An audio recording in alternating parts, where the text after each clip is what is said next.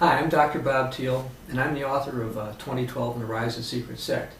If you're watching this YouTube video right now, it's probably because you're interested in 2012, President Obama, or even both.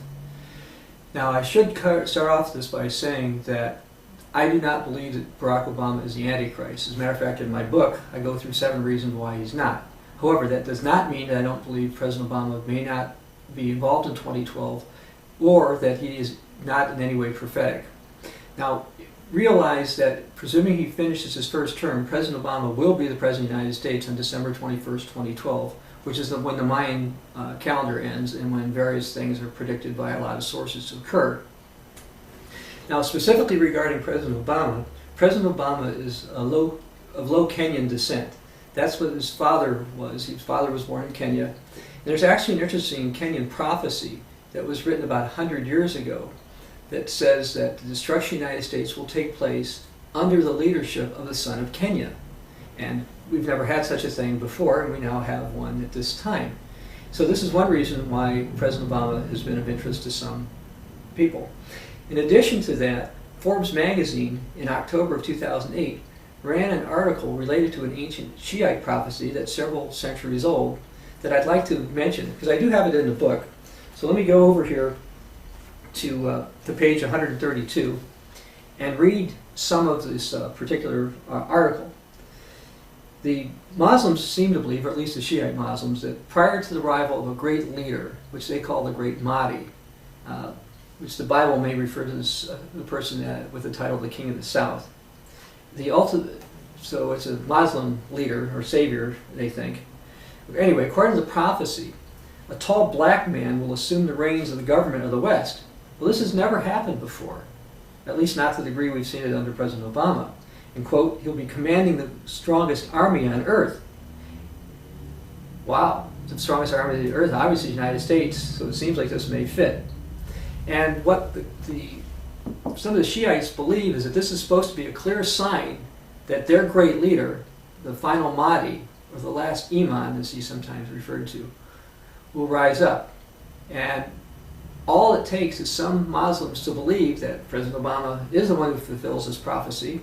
And the Forbes article, by the way, was based on an Iranian website that happened to think that President Obama fulfilled this particular prophecy. All we need is somebody to rise up and think he's the Imam, and he may end up getting a following that could prove to be disastrous in the long run, both for the Islamic peoples as well as the American peoples. In addition to those type of prophecies, most people are somewhat familiar with certain prophecies by a Catholic seer named Nostradamus. Now, I'd like to go to page 60 of the book and read a particular one, which, while it doesn't have to be specific to President Obama, it certainly might be. And here's what it says. This is from Century 10, Quatrain 66 from Nostradamus' writings. The chief of London, through the realm of America, the Isle of Scotland will be tried by frost. King and Reb will face an Antichrist so false that he will place them in conflict together. This is King and Reb. Well, of course, the United Kingdom still has a king, or just currently a queen, but a king will probably replace the king. And a Reb has been a slang term for Americans for quite a long time because the Americans rebelled against the British. So this appears to be a potential prophecy from Nostradamus suggesting that when the time of the end comes, the Americans and the British are going to face the time of Antichrist. Well, what's this have to do with President Obama? Well, by virtue of his timing, President Obama is apocalyptic. And what I mean by that is whether he won the election or John McCain had won the American election, God has a plan that's going to end fairly soon for humankind, probably sometime next decade. And whether or not President Obama became in office, that particular leader is going to help this happen. He's going to set events up for these things to occur. Now, President Obama, however, is a little different than some of the other prior leaders for a couple of reasons. One of which is he has specifically decided to change U.S. policy to be more cooperative with the Europeans. You say, well, what's wrong with that? Well, I'm not saying anything necessarily wrong with it, but it's certainly apocalyptic because both Catholic writings, the Byzantine writings, and even biblical writings warn of a time where a great leader from Europe is going to rise up. And this leader is prophesied to destroy the English-speaking peoples. Furthermore, President Obama has decided to pledge more cooperation with the Europeans, which could put the Americans and the British at risk. In addition to that, because of his Kenyan ties and the fact that he was raised for a while in his formative years in a predominantly Islamic country, Indonesia, President Obama seems to have a special relationship with much of the Islamic world that no prior president has had.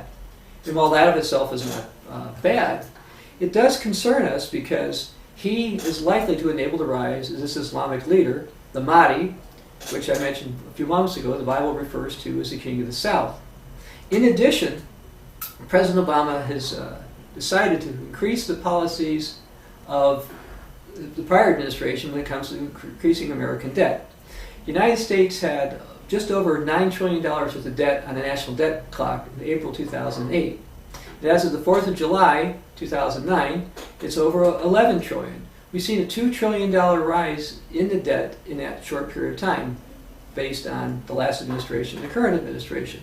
Well, why is this a concern? Well, one of the reasons it's a concern is there's a prophecy that was written by a Hebrew 2,600 years ago by the name of Habakkuk. And let me read you what it says. For the vision is yet for an appointed time, but at the end it will speak, and it will not lie. Though it tarries, wait for it. So it's going to take a long time, because it will surely come. And what does it say? Woe to him who increases that which is not his, and to him who loads himself with many pledges, that would be debt. Will not your creditors rise up against you suddenly, and you become their booty? Because you plundered many nations, all the remnant people shall plunder you. So we have seen that there's actually a prophecy that those who get in great amounts of debt are likely to have their creditors rise up against them. Well, who's in the most debt of anybody in the world? Well, the United States, which used to be the greatest creditor nation on earth, is now the greatest debtor nation on earth. And the United Kingdom actually has the second most, highest per capita debt of any peoples in the world. So with the administration of the Obama administration increasing the amount of debt that we're having, pursuing policies similar to the Bush administration increasing American debt, we're getting close to time where various end-time prophecies are going to be fulfilled. Some of these are going to happen shortly after 2012. And in those ways, President Obama is apocalyptic. With his timing, his enabling of the rise of leaders such as perhaps the prophesied King of the North and a prophesied King of the South, which will lead to the rise of AntiChrist.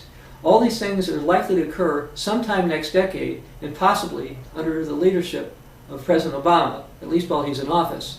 And again, I'm not trying to say the president is intentionally trying to destroy the United States, because I don't believe that's his intent at all. But by virtue of his timing and his policies, he does appear to be apocalyptic and will lead to certain undesirable events occurring in this country. For more information, you might want to check out our website at www.thesecretsect.com. That's www.thesecretsect.com.